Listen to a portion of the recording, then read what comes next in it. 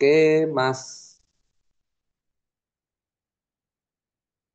Galih Adi Utama itu lahir di Jogja tahun 1988. Beliau ini tinggal di Girikerto, Turi, Sleman. Siapa tahu kalau mampir ke Jogja bisa ketemuan sama Mas Galih. Nah, beliau ini kuliah di UGM, jurusan S1-nya Sastra Nusantara tahun 2006 dan lulus tahun 2014. Kemudian dilanjutkan S2-nya di Pascasarjana Ilmu Sejarah UGM juga tahun 2016 sampai 18. Wah, ini lebih tertib itu. Dan kemudian menghasil tesisnya yang kemudian menjadi buku yang ada di dalam flyer kemarin itu berjudul atas nama kekuasaan Jawa, kontestasi politik Sultan Hamengkubuwono pertama tahun 1749 sampai 1790. Nah, selain itu Mas Gale juga pernah menulis tentang babat nitik sebagai sumber sejarah dan kemudian ini kumpulan artikel yang dibukukan sepertinya yang berjudul Jejak Pesisir dalam Pembangunan Istana Mataram Islam abad 16 sampai 17. Itu ya sekarang apa bekerja sebagai dosen di Ilmu Sejarah Fakultas Sastra Universitas Sanata Dharma Jogja.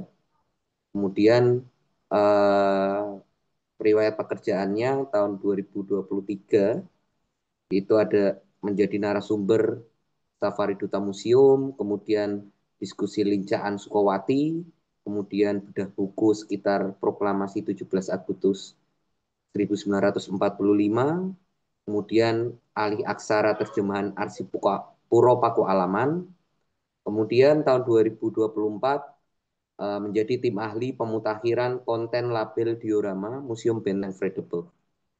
Kemudian di tahun 2025 eh, sorry menjadi kontributor artikel di Dinas Kebudayaan dalam rangka katalog pameran sistem pemerintahan Kerajaan Mataram. Dan kalau tidak salah sempat membaca buku tentang eh, biografi Kohosing. Nah, Mas Gale ini menjadi salah satu penerjemah eh, aksara, alih aksara seperti itu dari biografi Kohosing ini. Karena yang awalnya ditulis dalam tulisan Jawa dan kemudian diterjemahkan ke dalam bahasa Indonesia. Itu teman-teman, oke. Eh, Seperti yang kemarin disampaikan di dalam flyer, kita tahu bahwa ngomongin tentang Hamengkubuwono itu nggak cuman bagaimana dia adalah seorang raja yang kemudian bergelar Sri Sultan Hamengkubuwono. Ternyata di balik itu ada semacam konflik, ada intrik dengan saudaranya sendiri, bahkan keponakannya seperti itu untuk bersaing, memperebutkan gelar yang mungkin secara pribadi itu sebagai bentuk legitimasi kekuasaan atau dalam istilah yang lain adalah mendaku kekuasaan seperti itu. Nah, kita akan lebih jauh lagi membahasnya lebih dalam itu silakan kepada Mas Galih untuk disampaikan mungkin ada semacam eh, apa PowerPoint atau mau disampaikan secara lisan silahkan. Ya, baik. Suara saya terdengar ini, Mas Iqbal. Sudah jelas? Terdengar Mas. Oke, good. Mungkin untuk Sebelumnya terima teman-teman yang kasih. lain aman ya. Oh, aman ya suara saya Iya, ya? terdengar. Oke, siap. Baik, terima kasih. Sebelumnya terima kasih Mas Iqbal dan rekan-rekan temu sejarah yang telah memberi kesempatan kepada saya untuk apa ini namanya? Membedah buku sendiri ya. Terlalu pede. Oke, Dan juga kepada teman-teman yang sudah berkenan hadir malam hari ini, ya mungkin setelah selesai berkegiatan seperti itu, masih menyempatkan diri untuk datang di acara ini. Matur nuwun sangat. Oke, mungkin sebelumnya disclaimer dulu ya, Mas Iqbal ya, eh, tentang buku ini. Semoga kelihatan ini. Waduh, malah nggak kelihatan. Jadi buku ini sebenarnya udah tidak diterbitkan lagi gitu. Itu kontrak dengan penerbitnya itu terakhir 2023. Jadi mungkin akan sangat susah sekali buku ini ditemukan gitu. Kecuali di penerbitnya. Dan kalau itu masih diterbitkan dalam jumlah banyak malah aneh lagi itu.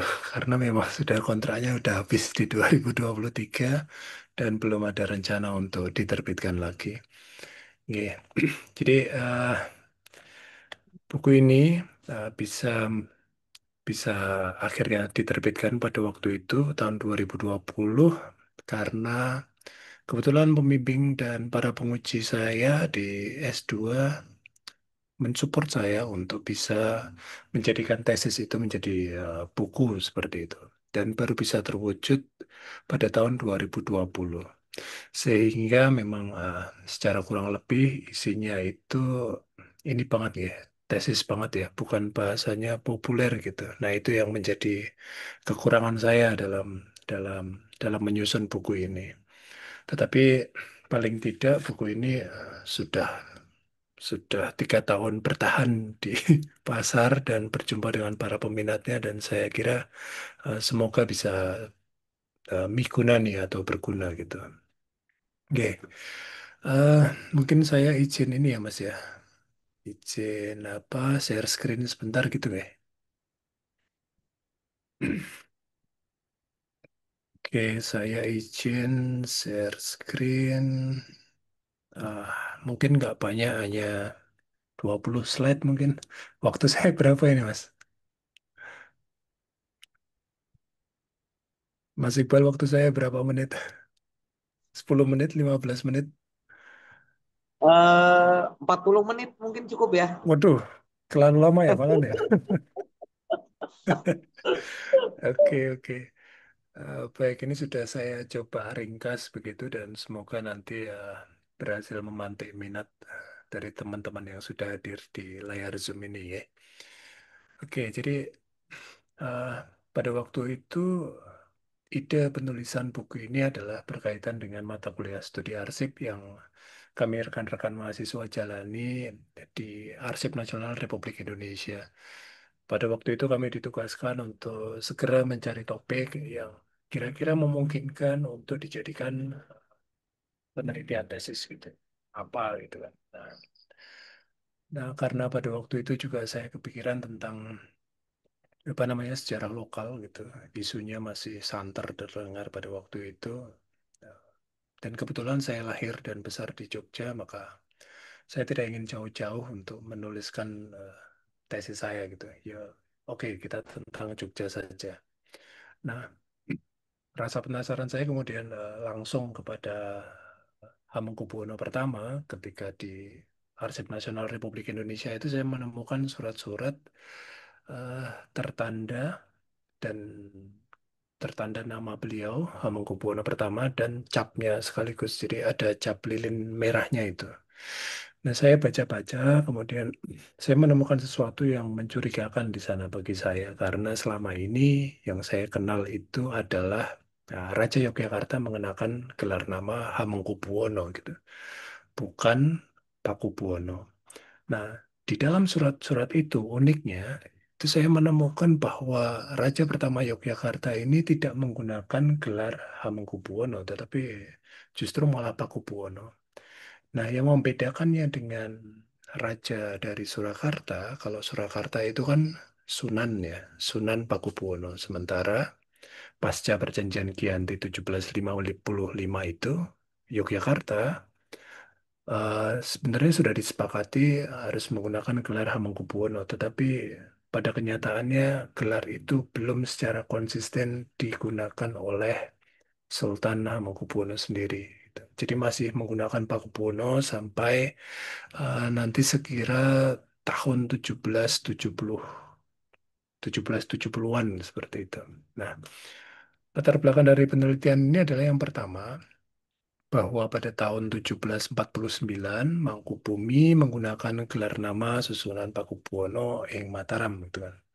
Jadi ini menandai konflik antar saudara dalam dalam kerajaan Mataram Islam pada waktu itu, di mana pada 1749 ini muncul dua tokoh dengan gelar nama yang sama, yaitu Susunan Pakubuwono. Yang membedakan adalah yang satu di Mataram, sementara yang satunya lagi di Surakarta.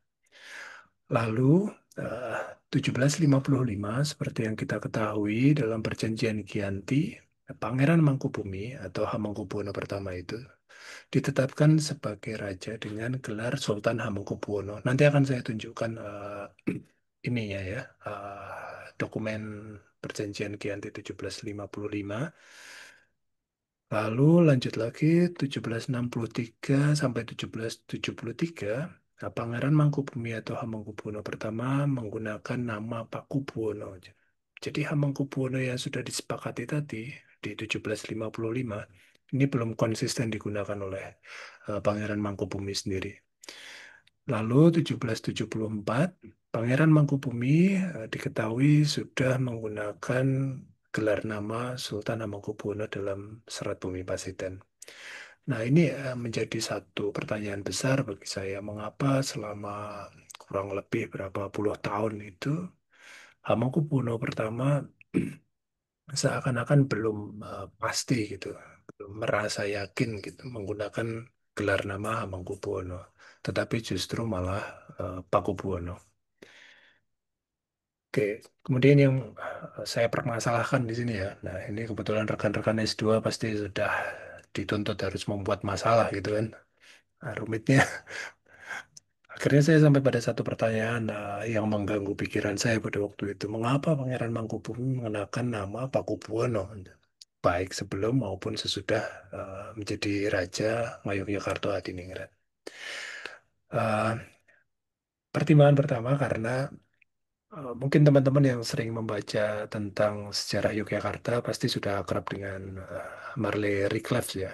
Itu kajiannya tentang Hamengkubuwono pertama sudah sangat holistik, sudah sangat mumpuni gitu, dan saya tidak bermaksud untuk menyaingi beliau gitu. Tapi saya hanya ingin uh, mencari satu celah kecil yang mungkin belum belum terlalu banyak dibahas oleh Pak Reclef. Ini standar nih untuk mungkin highlightnya di sumber primer. Jadi saya coba mengkombinasikan sumber primer di sini yang saya gunakan adalah jelas korespondensi dari Hamengkubuwono pertama sendiri, kemudian surat-surat dari para pejabat VOC. Nah, itu untuk penerjemahannya saya dibantu oleh Pak Andri Nur Cahyo pada waktu itu, yang kebetulan menguasai bahasa Belanda, ya boleh dibilang bahasa Belanda kuno ya, bahasa Belanda VOC itu bukan bahasa Belanda yang modern. Jadi saya sempat mengalami kesulitan stagnan selama satu semester itu untuk menerjemahkan bahasa Belandanya ini. Kemudian saya juga menggunakan manuskrip Jawa. Ini saya dudukkan secara sejajar ya dengan korespondensi tadi dan beberapa memoir yang saya gunakan. Nah, ini untuk agar saya semakin yakin bahwa verifikasi yang saya lakukan sudah tepat gitu. Jadi tidak hanya mengandalkan korespondensi semata, tetapi manuskrip Jawa yang ditulis pada abad setelah abad 18 itu mungkin abad 19 dan abad 20 ternyata ini merekam eh, ingatan tentang Hamengkubuwono pertama juga. Jadi itu masih saya gunakan. Untuk sekundernya jelas saya menggunakan buku-buku terdahulu termasuk Paris Claves, kemudian The Craft dan lain sebagainya itu sebagai ini ya eh, panduan saya karena beliau-beliau sudah sangat mumpuni dalam bidang ini. Kemudian batasan temporal saya yang saya gunakan 1749 saya jadikan acuan karena merupakan pertama kali Mangkubumi itu menggunakan gelar yang persis sama dengan raja dari Surakarta. Kemudian 1774 yang pertama itu mengakhiri kontestasi penggunaan gelar dan nama dengan Surakarta, tetapi di buku itu saya menggunakan batas temporal akhir 1790. Itu adalah menandai batas apa namanya eh, akhir persaingan ketika gelar Mangkubuminya gitu. Jadi begini, persaingannya itu tidak hanya di Pakubuwono dan Hamengkubuwono saja, tetapi nanti gelar kepangeranan Mangkubumi ini juga menjadi kontestasi lagi gitu. Jadi ada dua pertentangan di sini, ada dua dua konflik besar gitu. Tetapi aktor-aktor yang terlibat masih sama. Gitu nggih.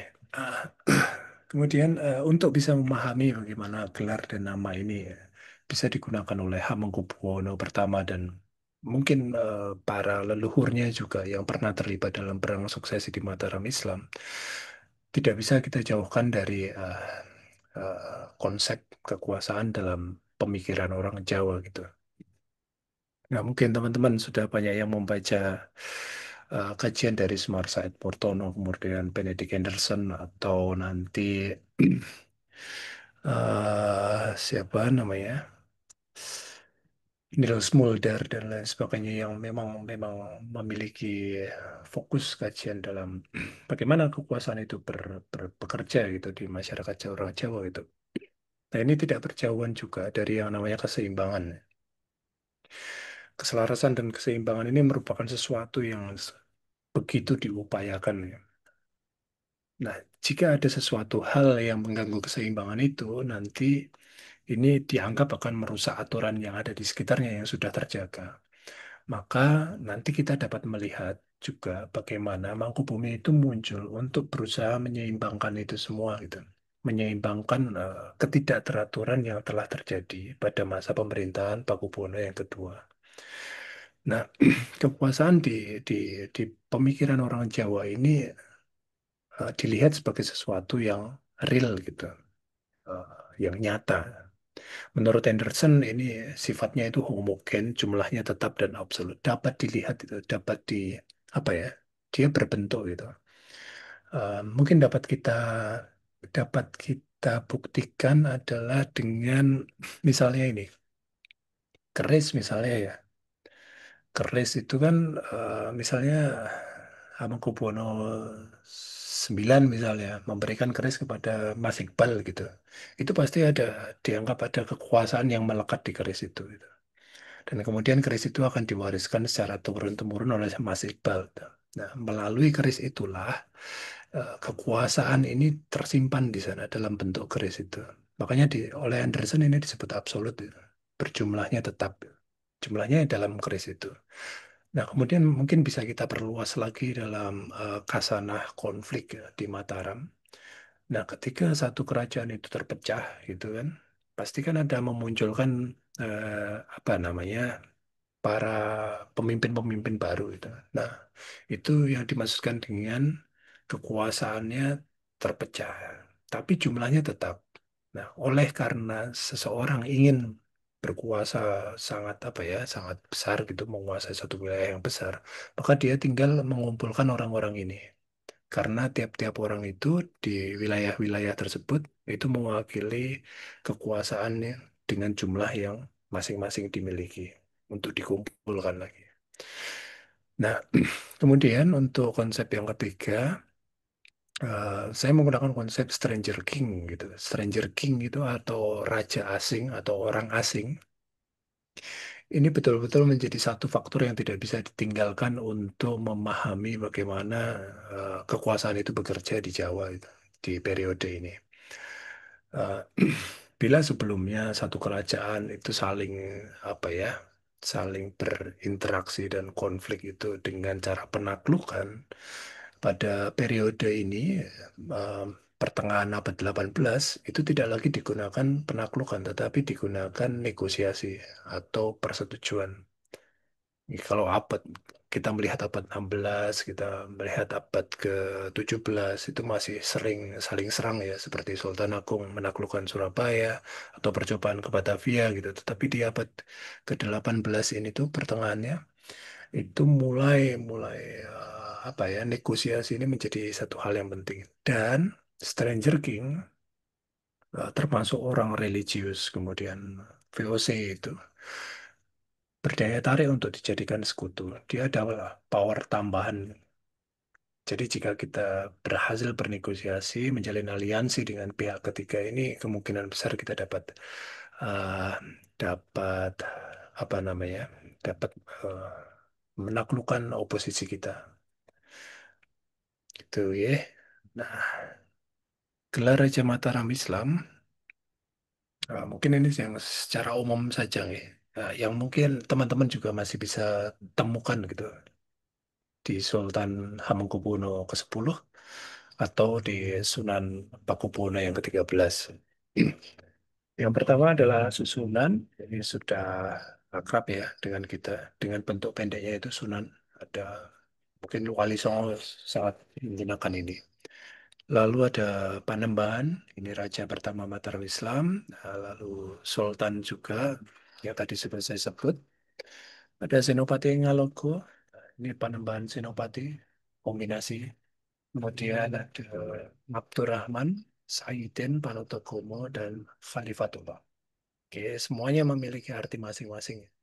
Tetapi jika kita mau menyimpulkan formulanya ini, nanti kita dapat sampai pada satu kesimpulan bahwa ini ternyata mewakili beberapa nilai gitu. Yang satu nilai religius, ya, kemudian militer, lalu ada penanda wilayahnya gitu.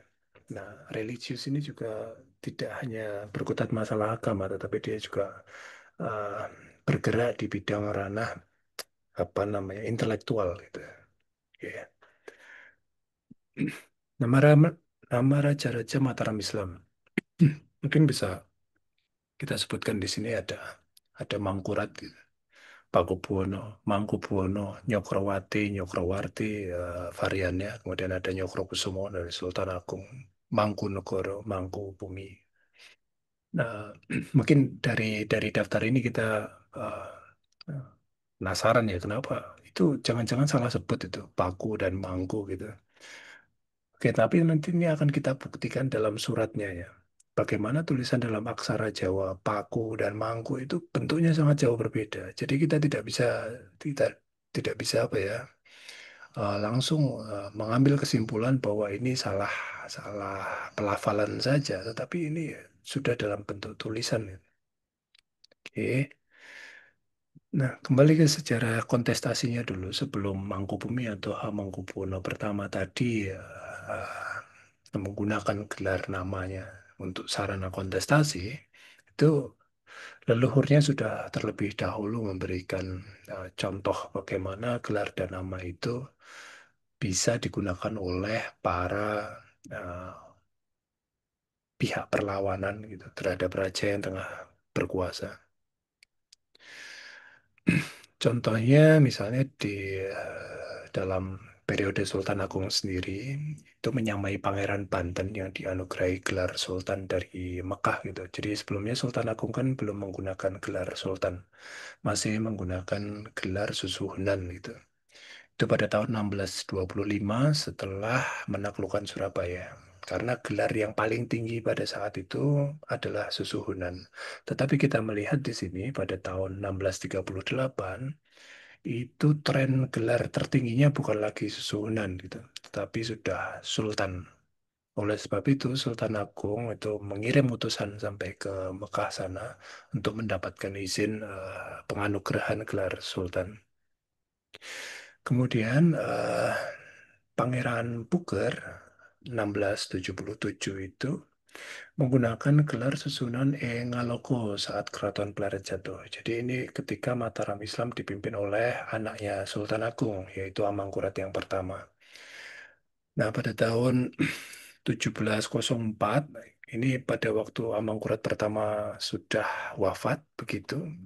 anak-anaknya ini terlibat dalam eh, perebutan kekuasaan gitu, meskipun secara tidak sengaja.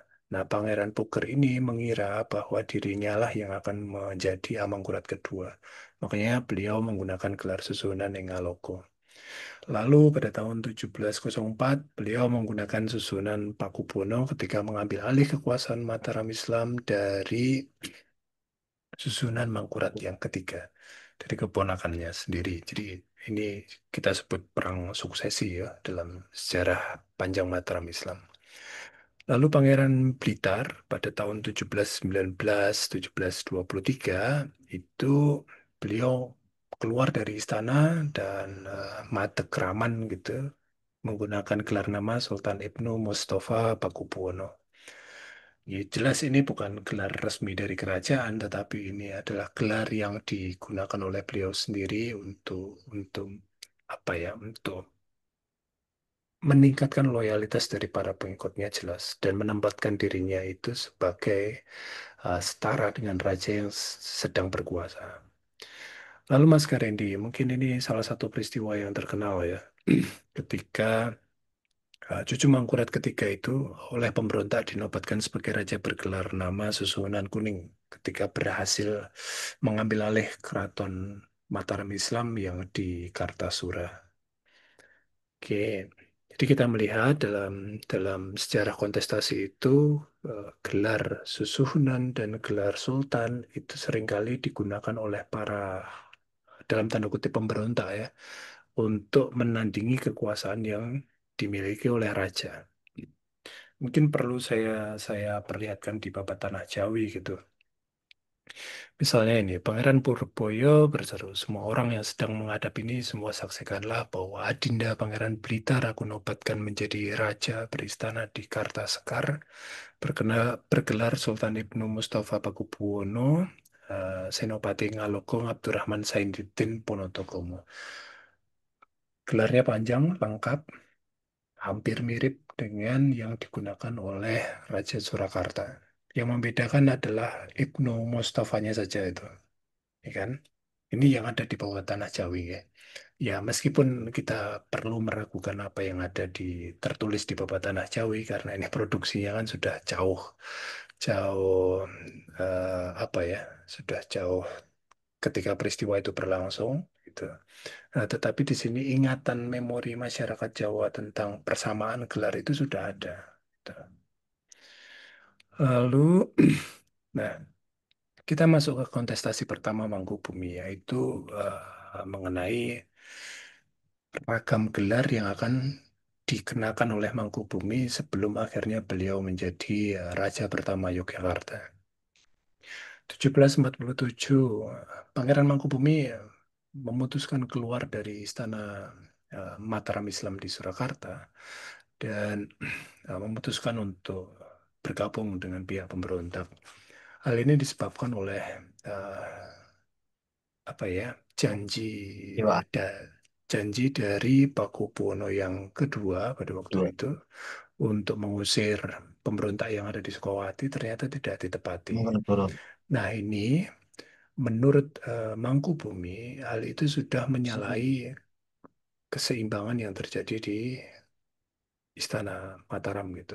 Berarti kan dengan demikian Raja tidak menepati janjinya.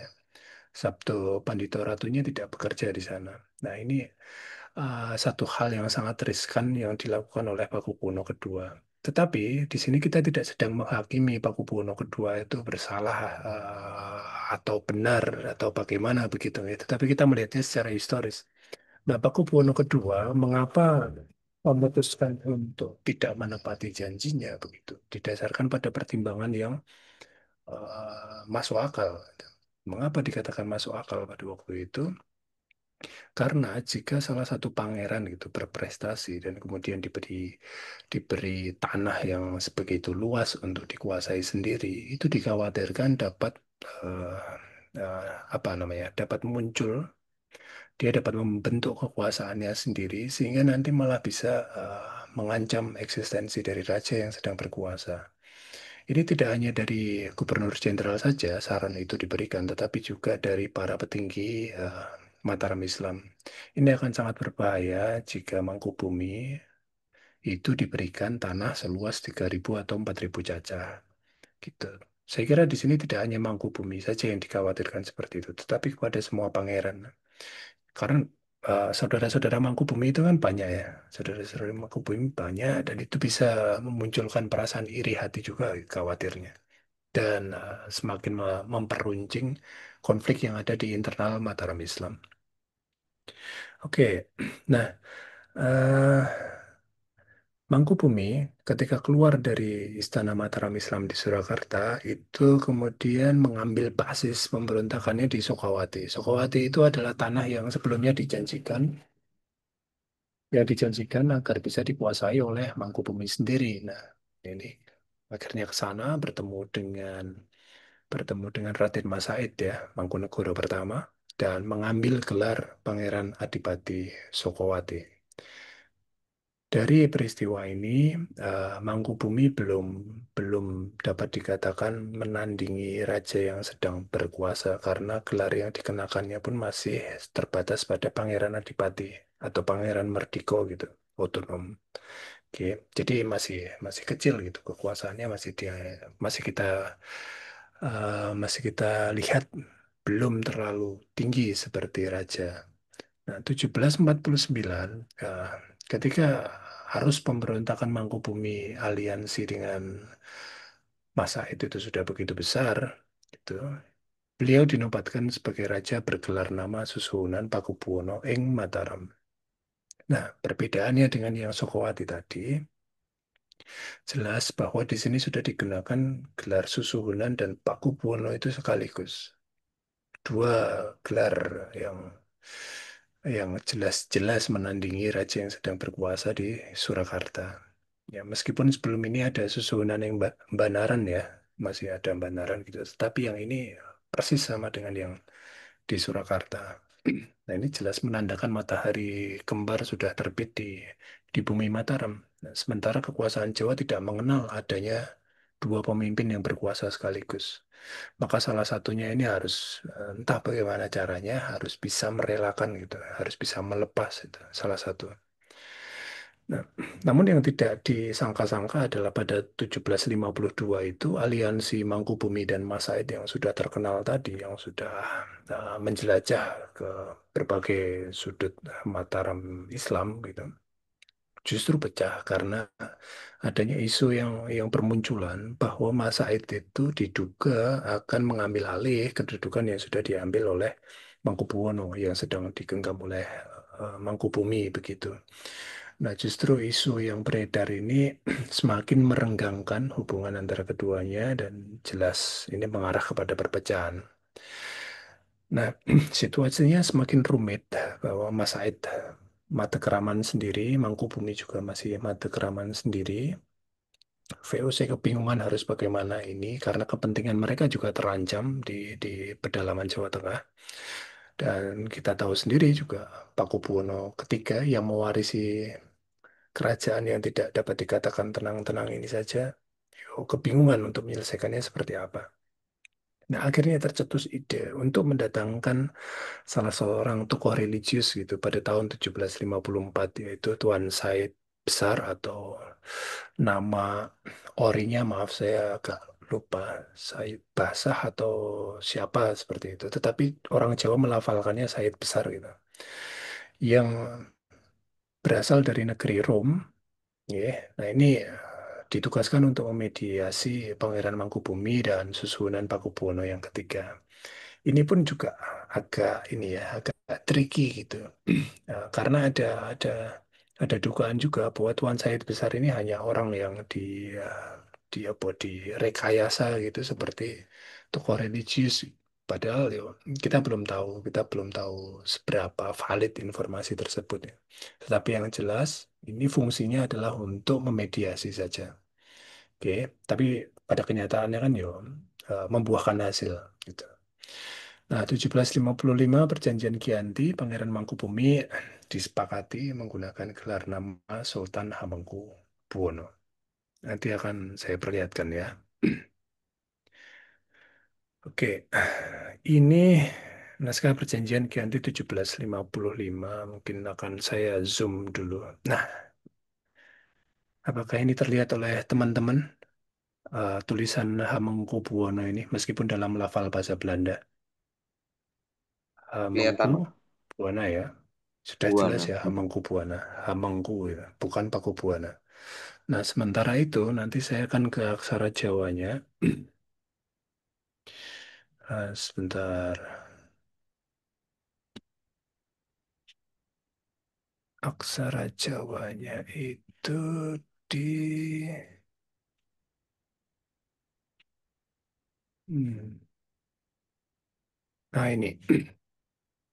Bagi teman-teman yang bisa membaca aksara Jawa mungkin langsung bisa membaca ini ya. Ini Hamengku Buwono gitu. Sama kan berarti dengan yang di sebelah kanan tadi, yang dalam huruf Latin gitu. Sama. Hamengkubuwono Senopati Engalogo Ngabdurrahman Sayyidin Panotokomo. Jadi sama antara kiri dan kanannya itu, antara aksara Jawa dan huruf Latin itu dapat dikatakan sama. Tetapi nanti akan ada perbedaan ketika kita melihat di sini. Bagi teman-teman aksara Jawa bisa sebagai sarana berlatih ya di sini ya. Oke, yang pertama ini gelar sultannya dulu. Ini sultan, sultan. Kemudian ini adalah aksara murdo, po gitu, po. Paku buwo no. Jadi bukan Hamengkubuwono, tetapi Paku Buwono. Nah, uniknya ini adalah tahun 1763. Jadi kalau dari 1755 itu berapa tahun ya? 8 tahun ya, 8 tahun dari Perjanjian Giyanti. Ya, dari 8 tahun dari Perjanjian Giyanti, Sultan Yogyakarta itu menggunakan gelar Pakubuwono, bukan Hamengkubuwono. Lalu pada tahun 1782 ini di sini, 1782 ini kita lihat lagi kepala suratnya. Nah, di sini berbeda. Ini Sultan Hamengkubuwono. Jadi pada tahun 1782, Hamengkubuwono namanya itu sudah digunakan secara persisten. Nah, ini saya buktikan dengan surat-surat setelah itu. Juga sudah konsisten. Nah, inilah yang saya permasalahkan pada waktu itu. Jadi kita melihat apa namanya ini periodisasinya gitu dari Mangkubumi ya. Sampai pada 1755 ada Pangeran Adipati Sokowati, kemudian susunan Pakubuwono yang Mataram sampai Sultan Hamengkubuwono. Nah, perubahan gelar dan nama Hamengkubuwono-nya setelah Giyanti 1763 masih menggunakan gelar Pakubuwono. Lalu pada 1773 yang menandai diferensiasi atau pembedaan antara Jogja dan Surakarta itu nanti akan membawa Mangkubumi atau Hamengkubuwono pertama tadi menggunakan gelarnya Sultan Hamengkubuwono ing Yogyakarta secara lebih konsisten. Nah, dari sini saya melihat bahwa gelar Pakubuwono tadi oleh Hamengkubuwono itu digunakan terus ketika permasalahan pembagian kerajaan itu belum selesai full gitu. Jadi eh, Pangeran Mangkubumi atau Hamengkubuwono pertama tadi merasa gelar Pakubuwono itu masih menduduki gelar tertinggi di tanah Mataram. Sehingga dia perlu menyamakan gelar itu sampai urusannya itu selesai dulu, sampai urusan pembagian wilayah ini selesai dulu. Jika belum selesai, maka dia masih merasa perlu untuk menyamakan derajatnya itu dengan Raja Surakarta. Dengan cara apa? Dengan cara menyamakan gelarnya. Yang membedakan adalah antara Sultan dan Sunan, karena Sultan sendiri memiliki nilai gelar yang cukup tinggi, gitu, sudah cukup tinggi. Jadi dia tidak perlu menyamakannya dengan yang gelar Sunan, gitu. Tetapi bagi orang Jawanya yang tertinggi itu masih Pakubuwono. Pakubuwono. Oke. Nah, Hamengkubuwono itu kan masih baru ya. Rumusan masalah, rumusan namanya itu masih baru itu, belum pamornya belum begitu tinggi sehingga yang dipilih adalah Pakubuwono dulu. Oke. Nah, urusan ini selesai, konflik ini selesai ketika Serat Bumi Pasiten dan kodifikasi Angger Ageng dan Angger Aru Biru itu selesai disusun gitu. Selesai disusun, pembagian wilayah sudah pas semua, perebutan wilayah sana sini sudah clear, maka nama Sultan Hamengkubuwono sudah rajin digunakan gitu oleh Mangkubumi. Nah, kemudian yang kedua, nah ini yang mendukung pernyataan saya tadi ya, maaf. Jadi Mangkubumi perlu menyamai nama Raja Surakarta dalam proses perceraian Ratu Bendur Mangkunegoro pertama dan pembagian wilayah tadi atau penetapan teritori kerajaan. Dan setelah Serat Bumi Pasiten, Mangkubumi menggunakan nama Hamengkubuwono. Dan dua dua serat bumi Pasiten itu saya dapatkan di mana namanya arsip Belanda gitu, di arsip negeri Belanda. Kedua-duanya masih bagus dan kalau teman-teman berkesempatan di sana bisa membuktikan bahwa Mangkubuwono pertama atau Pangeran Mangkubumi itu di serat bumi Pasitennya sudah menggunakan gelar nama Hamengkubuwono pertama. Oke. Oke, kontestasi yang kalau yang Mangkubumi ini agak rumit, jadi nanti masih sampai ke perjanjian-perjanjian selanjutnya karena itu melibatkan Mangkunegoro yang pertama, kemudian Pakubuwono yang ketiga dan keempat gitu. Jadi secara umum saya ceritakan secara singkat saja nih. Jadi kan tadi yang menggunakan gelar Hamengkubuwono pertama kan masih Pangeran Mangkubumi, itu kan masih hidup ya. Nah, biasanya ke gelar kepangeranan itu baru bisa dialihkan ke orang lain ketika penggunanya meninggal. Nah, dalam dalam situasi ini, Hamengkubuwono pertama sebagai pemegang gelar Pangeran Mangkubumi itu kan masih hidup. Jadi ketika namanya itu digunakan oleh keluarga Mataram, meskipun ini sudah berbeda kerajaan gitu. Nah, ini beliau merasa ini sebagai bentuk penghinaan karena usia dari si si pengguna nama Mangkubumi itu dianggap belum dewasa dan tidak pantas untuk bersanding setara dengan Raja Yogyakarta. Nah, Mangkubwono pertama itu merasa tersinggung dan sempat akan mengadakan konflik bersenjata dengan Surakarta maupun Mangkunegaran.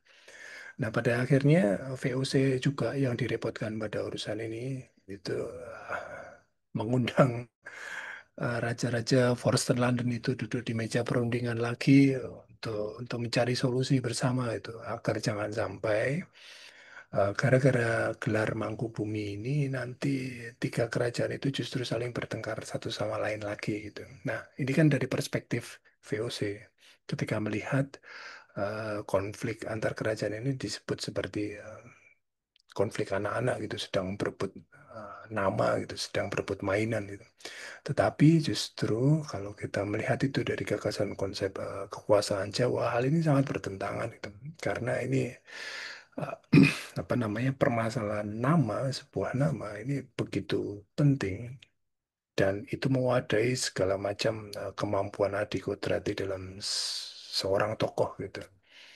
Nah, kalau gelar nama Pangeran Mangkubumi ini malah diambil alih oleh kerajaan lain, itu sudah merupakan satu satu bentuk penghinaan tersendiri. Dan khawatirnya nanti akan mengganggu keseimbangan yang sudah tercipta di sana.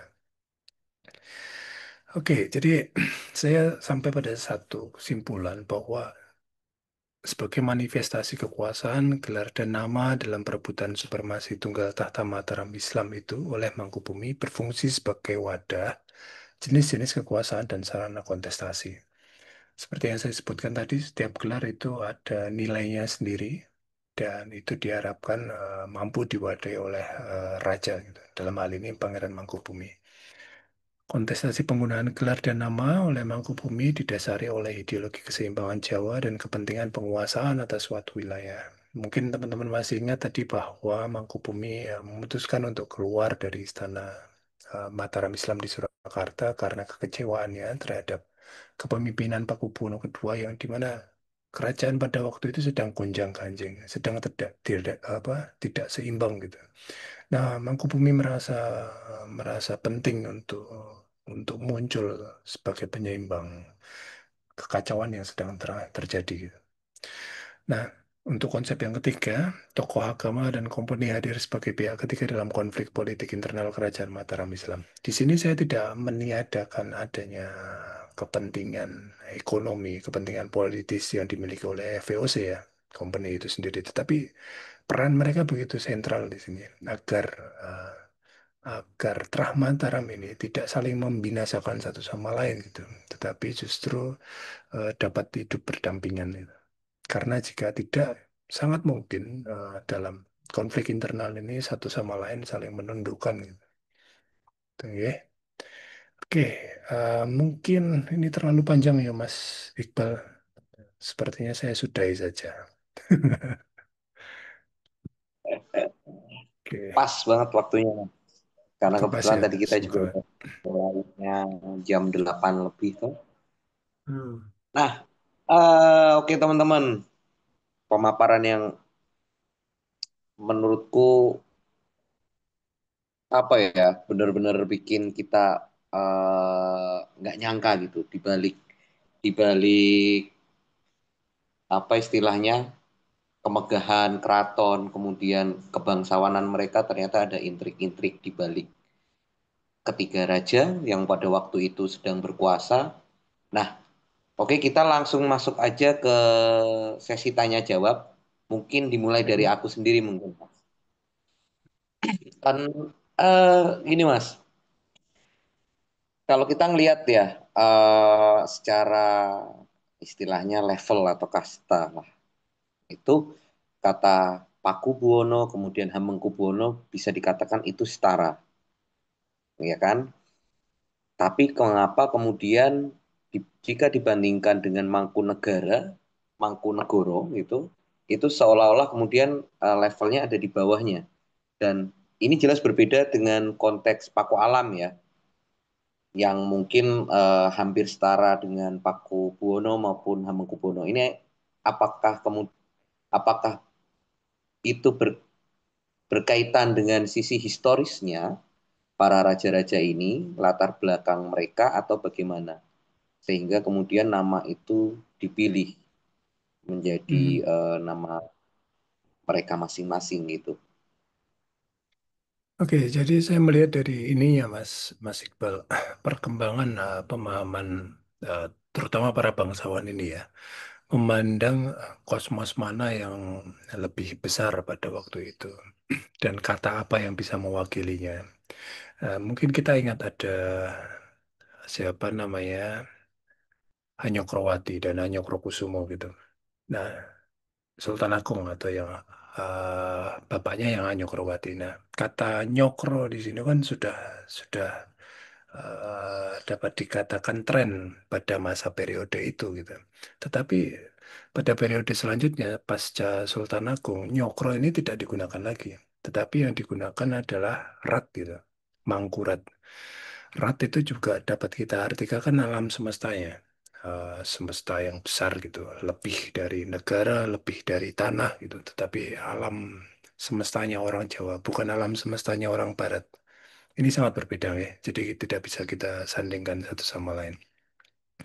Nah, kemudian ketika rat ini sudah selesai digunakan oleh Amangkurat pertama dan Amangkurat kedua, yang populer di sana, yang akan dipopulerkan itu adalah Pakubuwono, Buwononya itu. Jadi periode selanjutnya ini kata ini mulai mendapatkan pamornya untuk menggantikan rat tadi. Ya, jadi kemudian Buwono ini dilestarikan oleh para keturunan dari Pakubuwono sendiri. Karena Buwono ini mewakili satu nilai kesemestaan orang Jawa yang tentu lebih besar dari negoro dan buminya sendiri itu. Nah, saya kira itu yang bisa saya katakan secara hierarki nama ya Mas ya.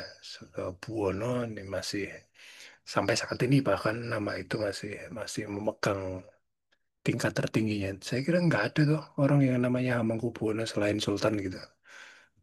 Nggak ada ya. Agak aneh itu mah.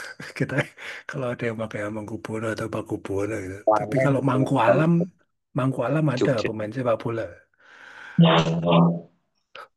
Iya, Mangku iya, Alam iya, ada. iya. Tapi Mangkubuwono Kewanen nggak nanti ada. Mas. Ya, jadi itu masih megang megang kasta tertingginya gitu. Sampai saat ini Buwono.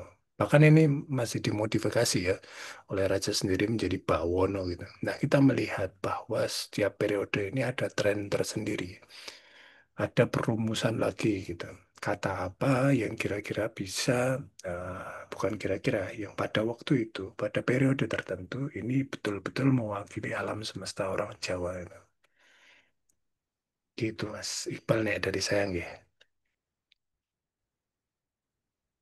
Berarti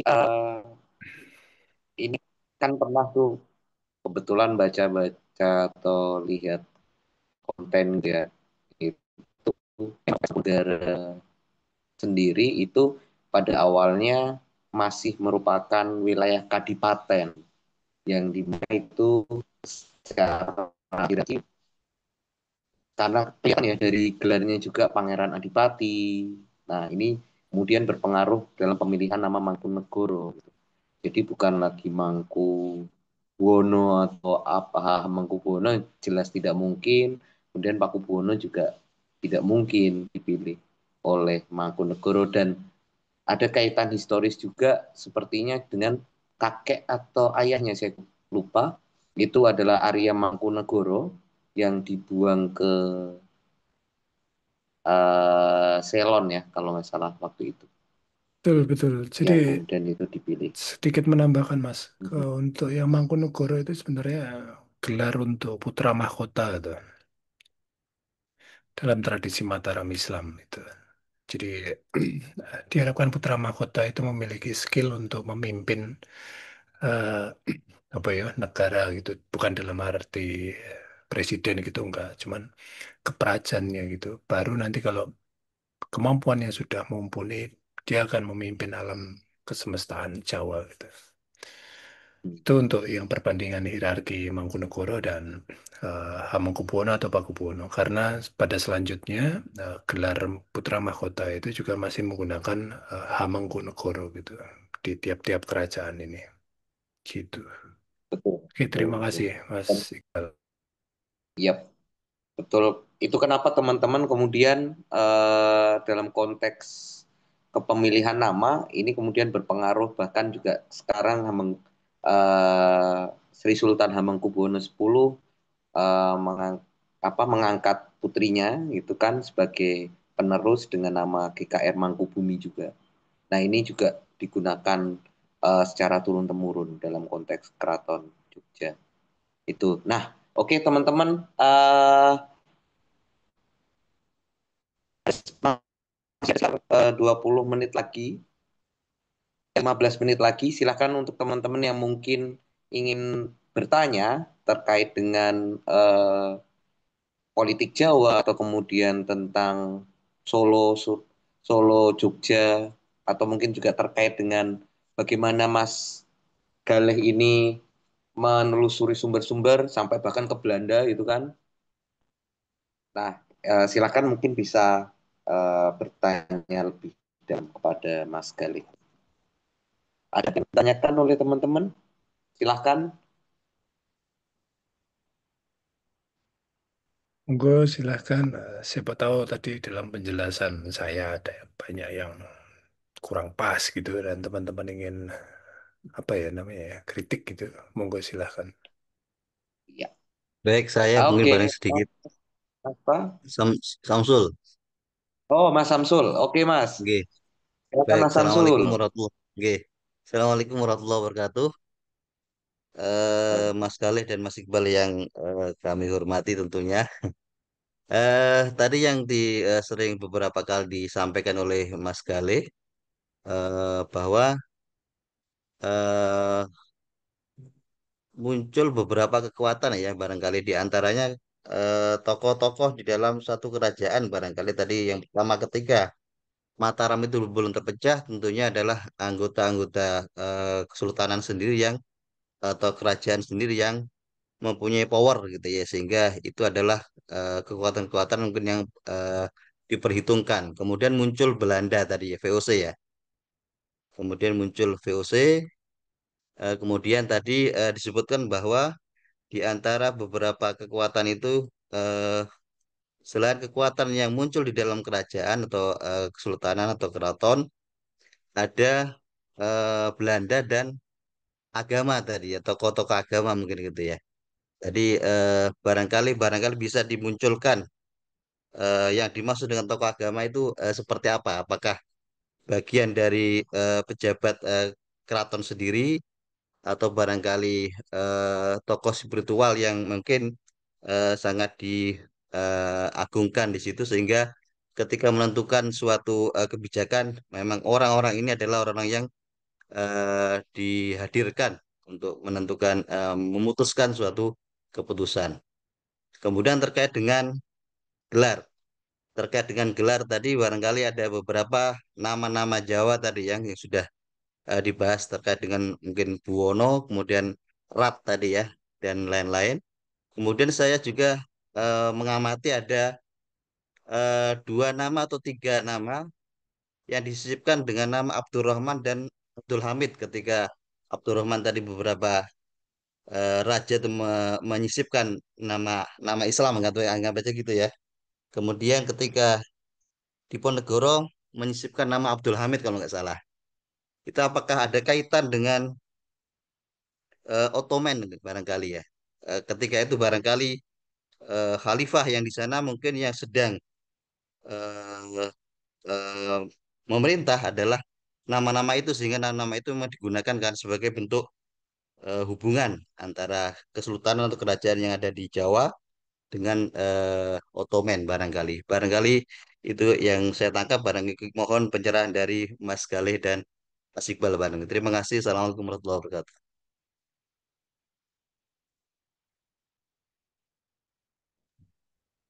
Ini Mas Iqbal mau dikombinasikan dulu sama Mas Jeremia Satria sama Mbak Mbak apa Mas ini Nasta ini.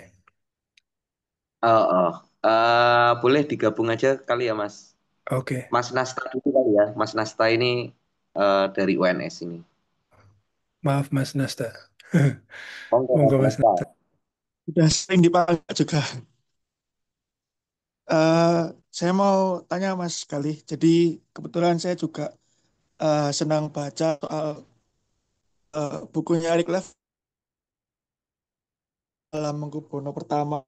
Bahkan saya jadi ingat betul Mas waktu saya baca itu entah di yang Sultan Mangkubumi atau Sambir Nyawa itu Eric Lev masih konsisten menjelaskan soal penggunaan gelar. Saya lupa nanti mungkin Mas Gali bisa menjelaskan detailnya seperti apa. Tapi intinya yang saya tangkap itu ada persamaan gelar yang dipakai itu. Jadi istilah kalau nggak salah yang Mangku Negara atau Mangku Buwono itu sering terbolak-balik karena huruf mono atau apa itu sering dibaca sama. Nanti mungkin Mas Gali bisa jelaskan karena tadi saya buka-buka itu lupa Mas halaman berapa ya. Tapi saya ingat betul karena kebetulan saya skripsinya juga salah satunya bahasa Mangkubono pertama itu menemukan bagian yang sama gitu. Artinya mungkin almarhum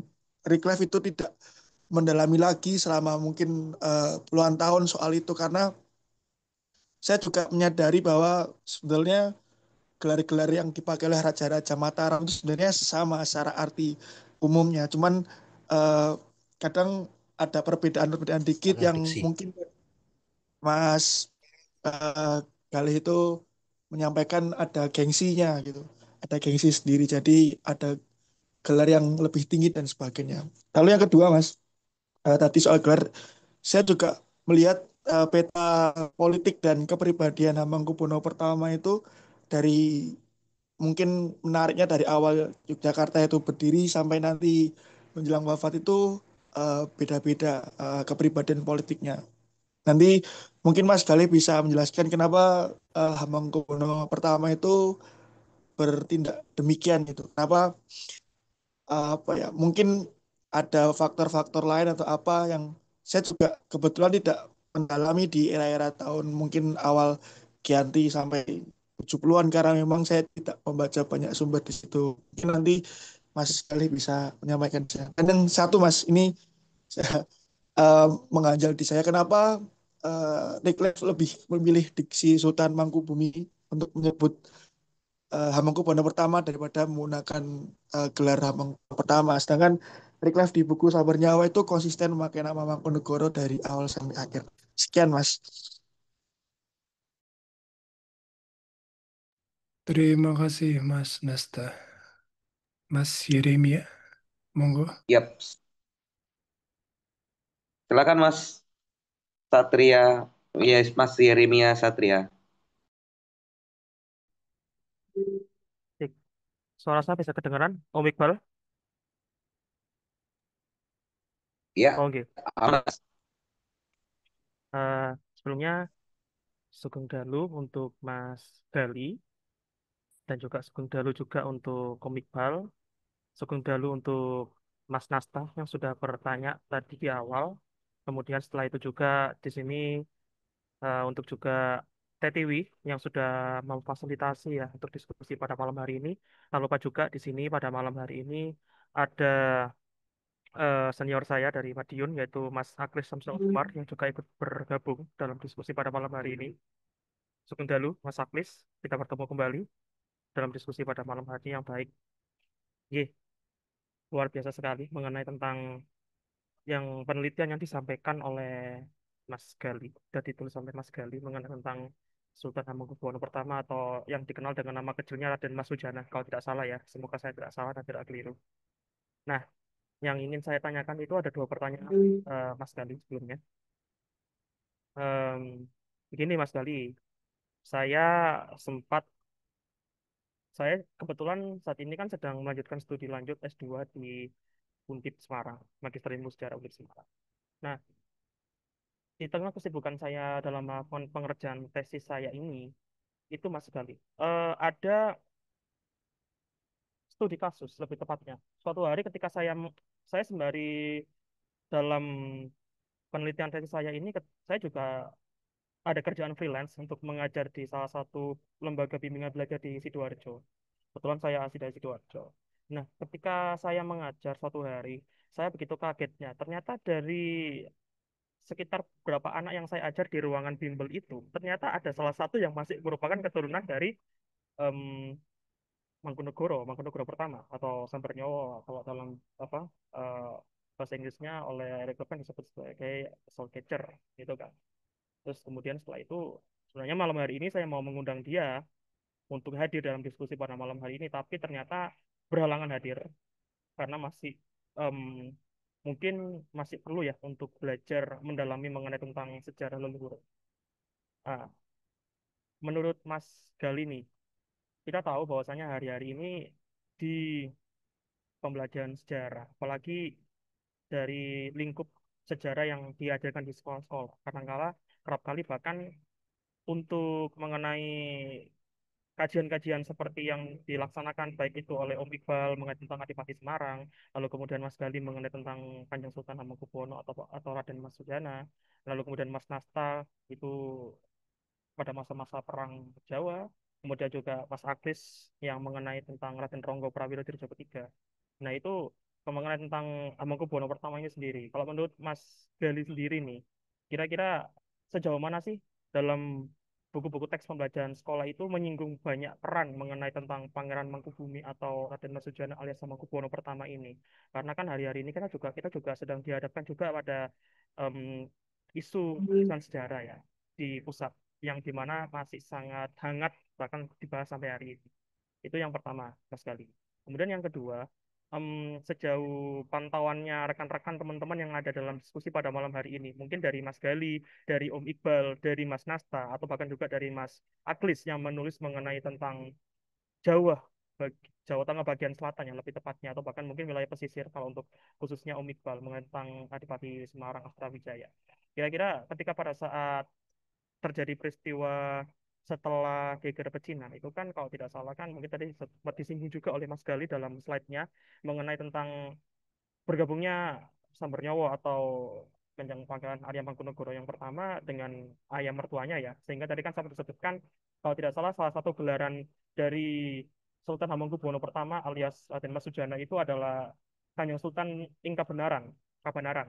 Nah, dalam hal ini ketika pada waktu mereka bekerja sama bahkan juga untuk menaklukkan wilayah Bangwetan atau wilayah Jawa Timur, apakah juga sempat ada atau mungkin dalam temuannya Mas Gali dalam penelitiannya ini ada sempat menyinggung tidak mengenai kelompok di wilayah pesisir seperti Surabaya contohnya karena kan kebetulan kan saat itu kan kemudian yang dibahas adalah mengenai perang yang berada di wilayah Jawa Timur bagian barat kayak Madiun dan sekitarnya mungkin ada ada dalam apa penelitiannya Mas Gali menyinggung mengenai wilayah-wilayah pesisir seperti Surabaya dan sekitarnya.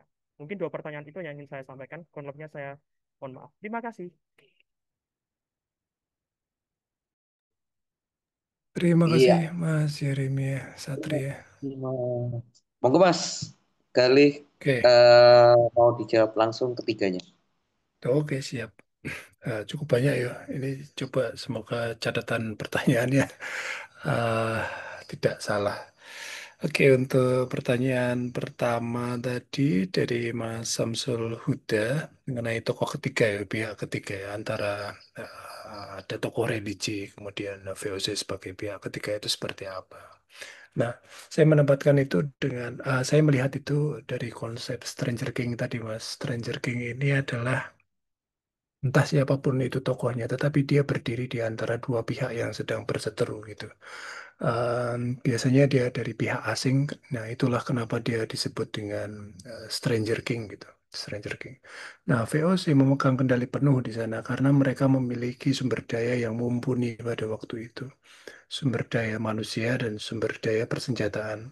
Oke, nah ketika salah seorang pihak ini bisa bisa menjalin aliansi dengan pihak ketiga, maka besar kemungkinan powernya pun bertambah besar gitu.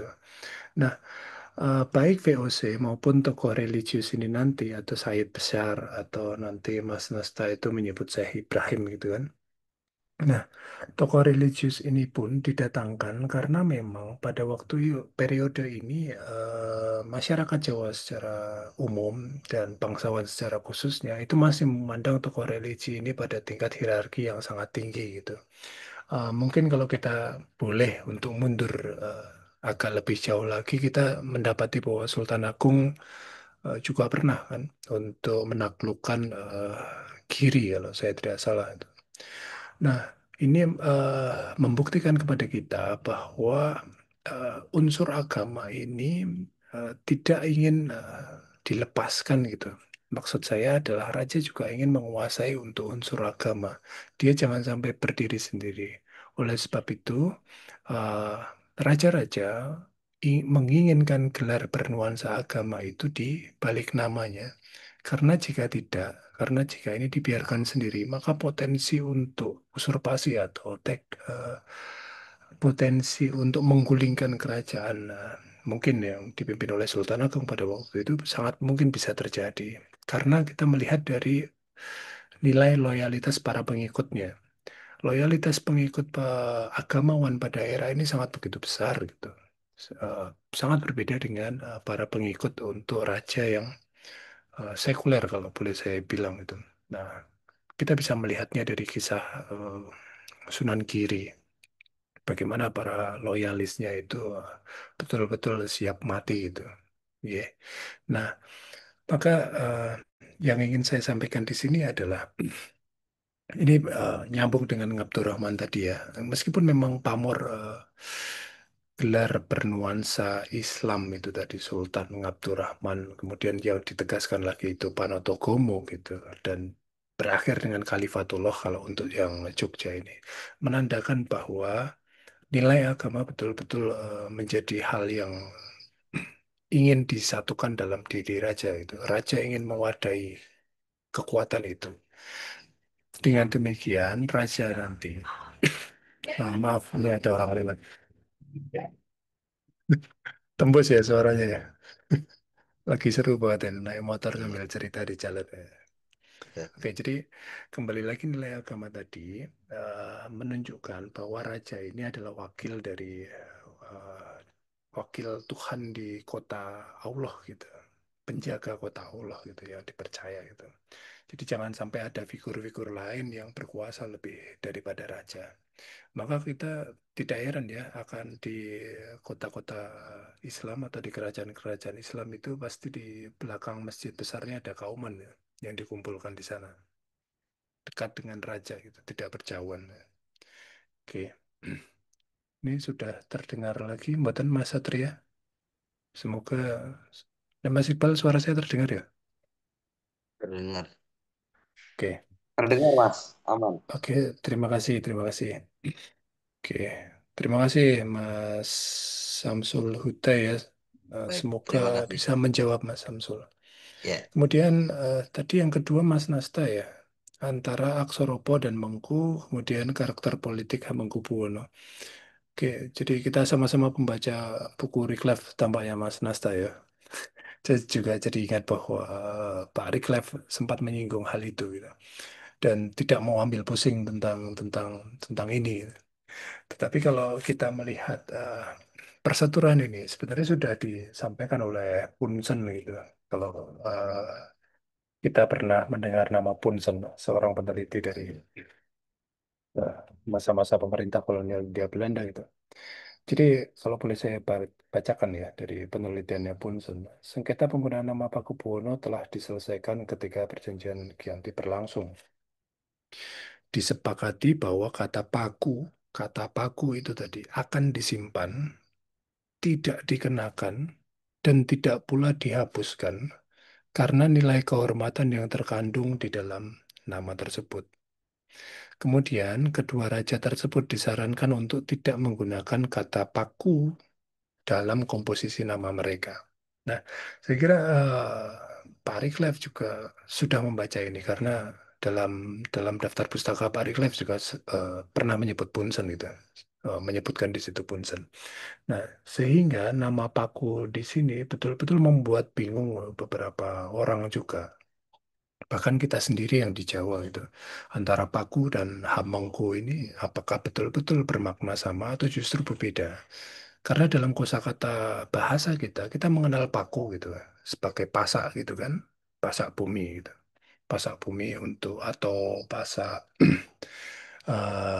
apa namanya, paku kayu gitu, agar menjaga keseimbangan barang yang dipaku gitu. Tetapi mengku di sini, mengku itu kan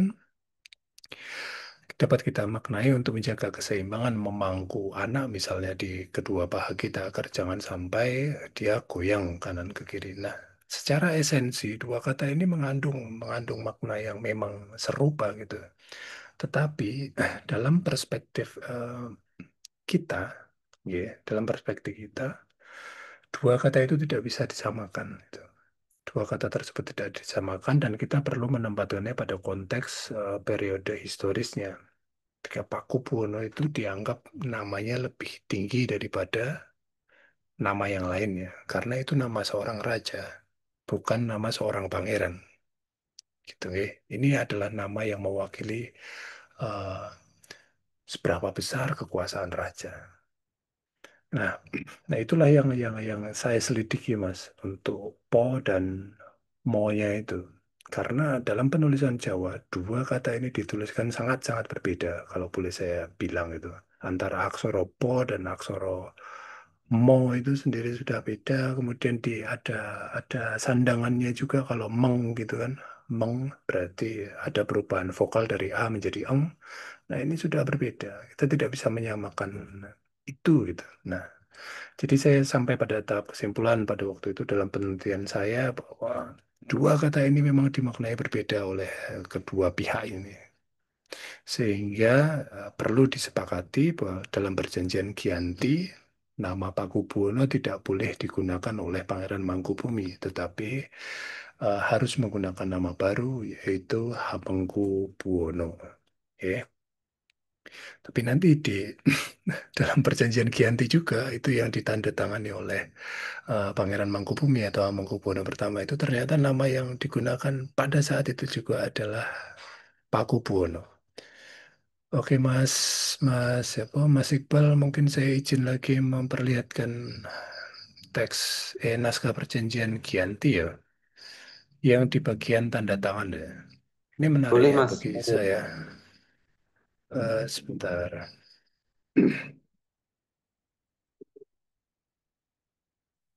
Bagian tanda tangan. Oke. Ini masih perjanjian Giyanti. Kita tadi sudah melihat ya, ada Hamengkubuwono di kanan dalam huruf Latin dan Hamengkubuwono dalam aksara Jawa di sebelah kiri gitu. Nah, kalau yang ini sebentar. Ini adalah bagian tanda tangan. Bagian tanda tangan ada beberapa cap di sini, beberapa pihak yang terlibat. Nah, yang paling atas ini adalah tanda tangan Hamengkubuwono. Kalau boleh saya bacakan di sini, semoga ini terlihat jelas. Ini kita baca, maaf ada mobil lewat dulu. Maklum ini jalan besar ini, jalan ring road ini sebelah ini. Nah, ini saya baca nih di bagian ini ya. Jadi ini Tondo, Kangjeng, Sultan, Pakubuwono, bukan Hamengkubuwono. Bahkan ini dalam dalam file yang sama gitu, dalam dokumen yang sama. Yang sebelumnya apa namanya menyepakati gelar barunya itu adalah Hamengkubuwono. Tetapi di sini itu tertulisnya Pakubuwono. Ini jelas sekali ini adalah pasangan Po.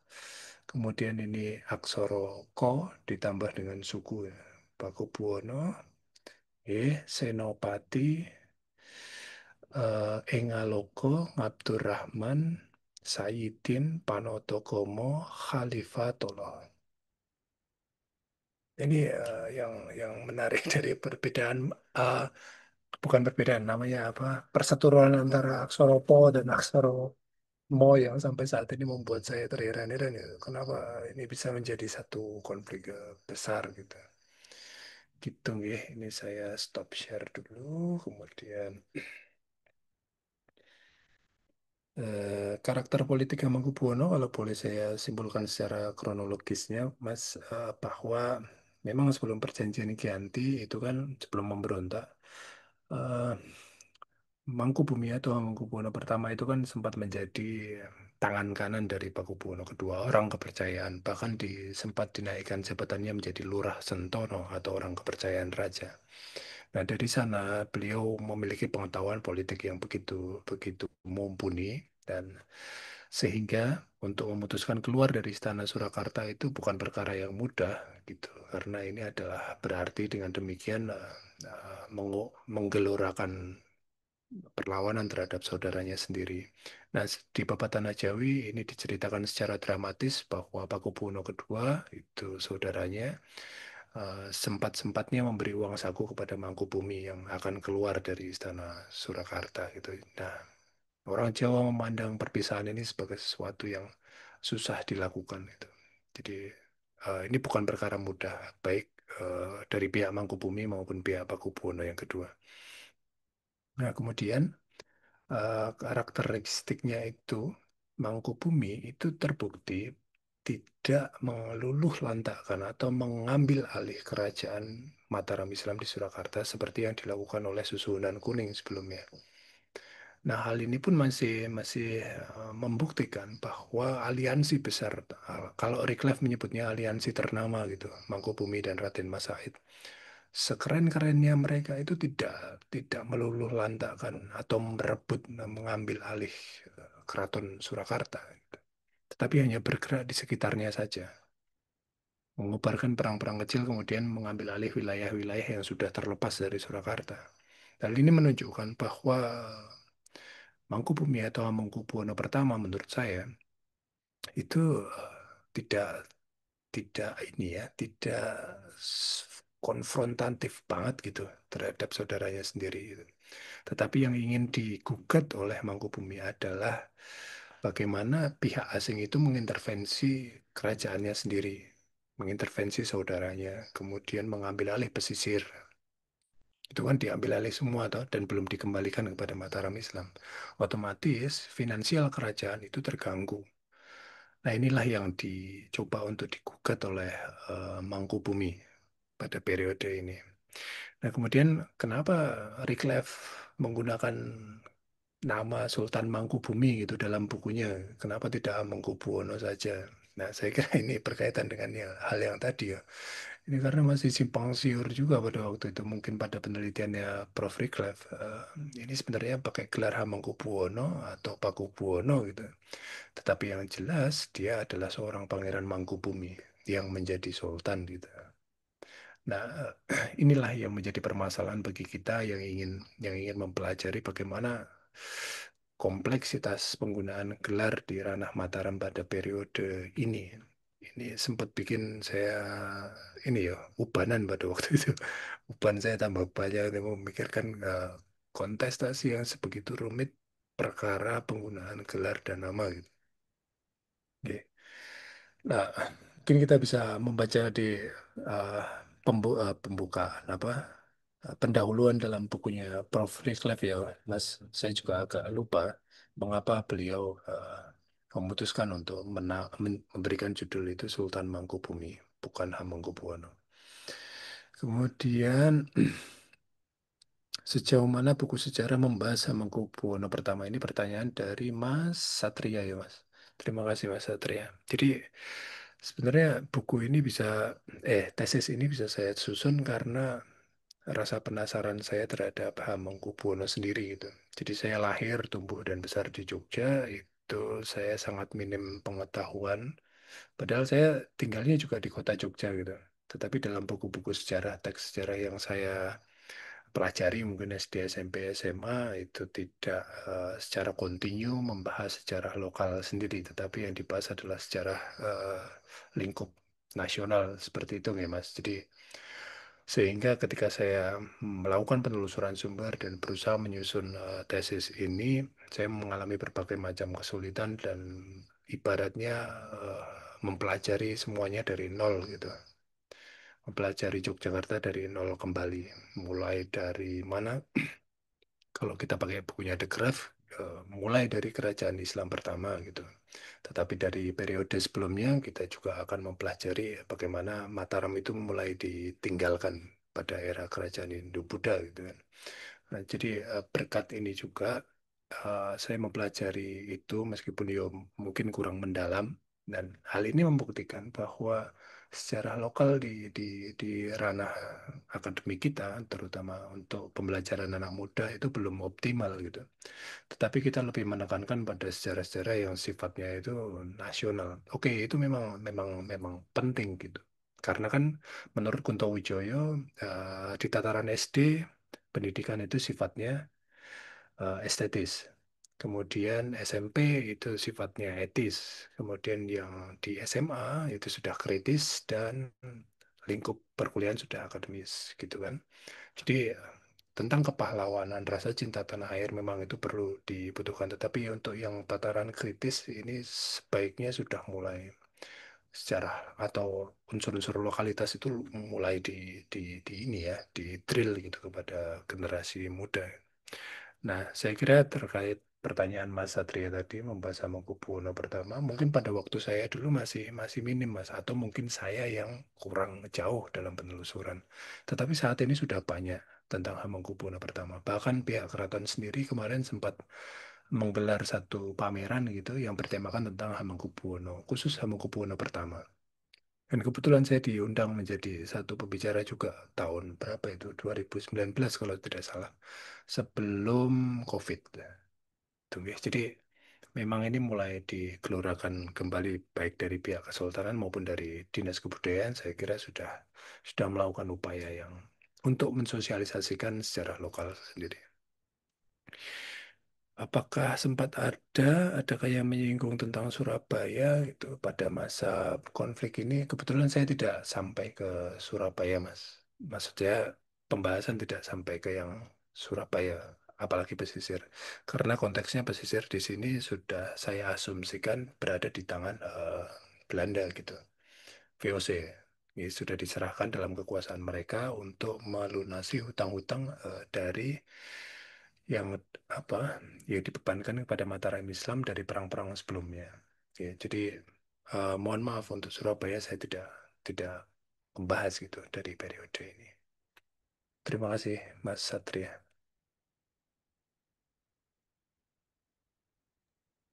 Oke, Itu Mas Iqbal. Mas. Yap, mungkin ada teman-teman yang lain yang ingin bertanya. Di sini ada Bu Inayati atau Bu Sugeng Popi. Dalu, Sugeng Dalu Bu Inayati. Lalu Ibu, kemudian juga ada Bu Ika Dewi Retno. Itu beliau adalah Ketua MGMP Kota Semarang. Mungkin ada yang ingin disampaikan seperti itu. Kemudian dari teman-teman yang lain tadi juga ada Mas Aklis, tapi ternyata sudah out gitu. Saya menyimak saja, Pak. Matur Tadi nuwun Bu terlambat Inayati. masuknya. Itu kajian-kajian yang hebat menurut saya. Hmm. Iya, Ibu. Bidang ilmu kita kan bisa saling mendukung, ya. Saya melihat dari sisi tinggalan bendawinya, penyengan-penyengan yang dari sisi apa kajian atas naskah dan arsip-arsip, kita bisa saling apa namanya mendukung, ya. Saya dulu waktu disertasi saya kan saya juga melakukan hal yang mirip, ya, makaten, Iya. ya. Saya Matur banyak nuwun. membaca eh, karya Bu Inayati tentang Kota Gede dan Pleret kalau tidak salah Ibu Inayati. Wah, itu sangat membantu Nggih. sekali. Matur nuwun Bu Inayati.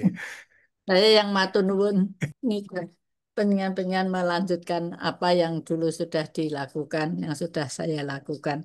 Ternyata sudah sekian belas tahun yang lalu. Matur nuwun, matur nuwun. Nggih. Baik, eh kita sepertinya sudah di penghujung acara karena Nggih. juga sudah larut malam jam 9 seperti itu. Jadi saya ucapkan sebelum penutupan kita coba foto bareng dulu kayak gitu. Monggo diaktifkan untuk Zoom-nya. Kita foto bersama. Saya dong nanti ditunggu sekedar nih. Satu, dua, tiga. Sebentar, sebentar. Diulang.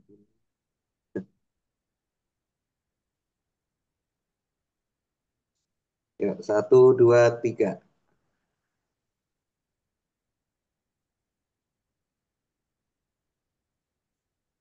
Baik, sampun teman-teman semuanya. Terima kasih untuk Mas Galih, terima kasih untuk Bu Popi, kemudian Mas Yeremia, kemudian Mas Nasta, Mas Samsul Huda, dan juga teman-teman yang lain yang dari tadi sudah menyimak pemaparan dari Mas Galih. Selanjutnya kita akan bertemu lagi dalam diskusi selanjutnya di eh, angka 81 seperti itu, dan semoga akan lebih seru, lebih banyak pesertanya seperti itu, karena memang ketika ngomongin abad 17-18 itu sangat sedikit yang ini yang tertarik gitu. Jadi kita juga termasuk orang-orang yang apa ya, eh Langka. Manusia langka. langka. Betul, betul. Jadi abad 17-18 itu sangat sangat langka dibandingkan dengan para penikmat sejarah di masa-masa setelahnya. Layak dimuseumkan. Ya, pripun gimana? Artefak, Mas. Layak dimuseumkan katanya. Nah, kebetulan juga kita pernah di museum gitu kan, kerja-kerja di museum, jadi yang ngerti lah hal-hal yang di museum kan kayak gitu Mas Samsul. Manusia-manusia Oke, antik ini Pak Iqbal. Iya. Iya, Ibu. Oke. Demikian kalau gitu saya ucapkan terima kasih. Sampai bertemu lagi Bapak Ibu, Mas, Mbak semuanya. Sampai bertemu di season selanjutnya. Matur Salam. nuwun. Thank you so much. Sehat-sehat Sehat-sehat. selalu. Betul dalu, Bapak Ibu. sing istirahat. Bunyi. Matur nuwun. Matur nuwun. Jangan lupa Vina. Monggo Ibu.